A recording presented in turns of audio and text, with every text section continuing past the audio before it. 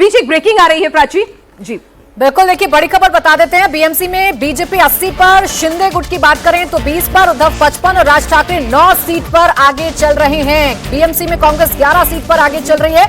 ये बड़ी खबर इस वक्त आपको बता रहे हैं, लेटेस्ट आंकड़े हैं जो इस वक्त आपके सामने हैं। और 100 सीटों पर बढ़त बना ली है बीजेपी प्लस ने, यानी बीजेपी और शिंदे गुट का जो गठबंधन था उसने 100 सीट पर बढ़त बना ली है और 64 सीट पर ठाकरे ब्रदर्स नजर आ रहे हैं। कांग्रेस 11 के आंकड़े पर ही अभी स्थिर नजर आ रही है, जबकि अगर अजीत पवार की बात करें तो कोई कमाल वो नहीं कर पा रहे। एक सीट पर उन्होंने बढ़त बनाई है। यहाँ जो जोड़ी है बीजेपी की और शिवसेना शिंदे गुट की अगर बात कर लें तो वो पूरी तौर पर कह सकते हैं कि बीएमसी में फिलहाल कमाल करती हुई नजर आ रही है। और 100 सीटों पर बीएमसी में शिंदे और बीजेपी मिलकर, यानी देवेंद्र फडणवीस और शिंदे मिलकर बढ़त बनाए हुए हैं।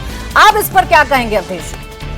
देखिए, इसका एक महत्वपूर्ण विश्लेषण यह है कि भारतीय जनता पार्टी ठाकरे परिवार के बगैर अगर शिंदे के साथ वह बहुमत प्राप्त कर लेती है मुंबई नगर पालिका में, तो इसका मतलब महाराष्ट्र की राजनीति पूरी तरह बदल चुकी है। अब वहाँ शिवसेना उद्धव ठाकरे के लिए स्थान की गुंजाइश नहीं बची है, क्योंकि बाकी जगह तो वो साफ हो चुके हैं। अगर भारतीय जनता पार्टी अब की जो संभावना है, अभी 46 सीटों के का ट्रेंड हमारे पास नहीं है, 100 पर अगर पहुंच गए हैं तो अब यह स्पष्ट लग रहा है कि वो बहुमत तक पहुंच जाएंगे।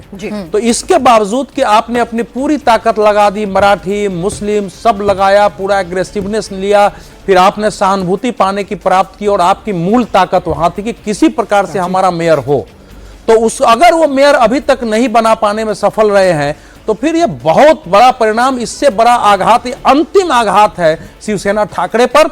और मेरा अपना मानना है कि इसके बाद चूंकि बीएमसी किसी भी नगर पालिका में दल बदल कानून लागू नहीं होता है और जो वार्ड होते हैं, ठेकेदार होते हैं और जो वहाँ के बजट है, उसके बाद बहुत समस्या पैदा होने वाली है। ये संभव है कि इसमें से ज़्यादातर धीरे धीरे जो वार्ड के मेंबर होंगे वो दूसरी ओर जाएंगे। विधानसभा में भी ये स्थिति हो सकती है, लोकसभा में भी ये स्थिति है। ये मुंबई नगर पालिका के चुनाव ऊपर से लेकर नीचे तक, ये उद्धव ठाकरे परिवार के लिए, उसकी राजनीति के लिए मैं समझता हूं कि एक चुनाव के बाद, 2 चुनाव के बाद तीसरे चुनाव में ऐसा धक्का है जिससे उबरना कठिन होगा। बिल्कुल, आप परिवार के मनमुटाव सबको पीछे रखते हुए साथ आ भी जाते हैं। आप ऐसा गठबंधन बनाते हैं जिसमें मनभेद है, उसके साथ भी आप साथ इकट्ठे एक तरफ आते हैं। आइडियोलॉजी भी आपकी अलग अलग है पूरी, उसके बावजूद भी आप साथ आते हैं। वो काम करता हुआ नजर नहीं आ रहा है आरती जी। लेकिन ठाकरे ब्रदर्स के लिए, उनकी लेगेसी के लिए जो हो रहा है सो हो रहा है।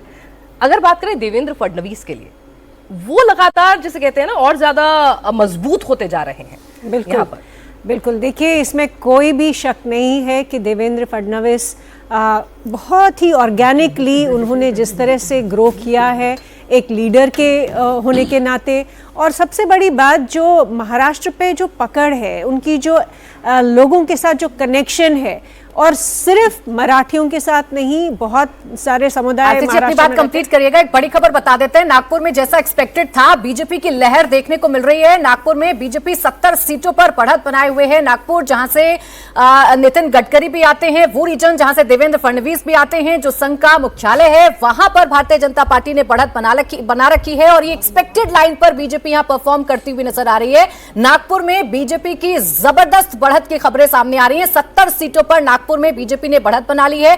पुणे में एनसीपी की बड़ी हार, चाचा भतीजे एक साथ आए थे लेकिन उसके बावजूद कुछ नहीं कर पाए। पिंपरी चिंचवाड़ की अगर बात करेंगे, यहां पर भी चाचा भतीजे एक साथ आए थे लेकिन बीजेपी ने यहां पर बढ़त बना रखी है।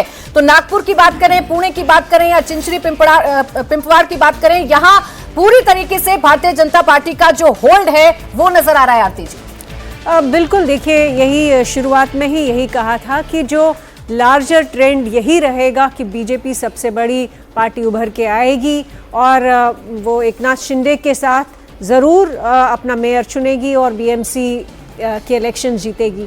लेकिन जहाँ तक बात आती है उद्धव ठाकरे की, मुझे लगता है ये कहना बहुत ज़रूरी है इस वक्त कि उद्धव ठाकरे ने कोशिश कर रहे हैं अपना ग्राउंड रिट्रीव करने की, लेकिन जो उन्होंने डैमेज अपनी पार्टी को किया उस वक्त जब वो बीजेपी के साथ नाता तोड़ा और वो चले गए एनसीपी के साथ और कांग्रेस के साथ चले गए, जो आइडियोलॉजिकली उन्होंने अपनी पार्टी को डैमेज किया है, मुझे लगता है उसको रिट्रीव करना बहुत आसान नहीं था। और अभी देख भी रहे हैं कि बेशक इम्प्रूव किया हो अपनी टैली, बेशक अपनी जो कंट्रोल है, फाइनेंशियल कंट्रोल, उसके लिए लड़ रहे हैं, लेकिन क्या वो वापस वही बनेंगे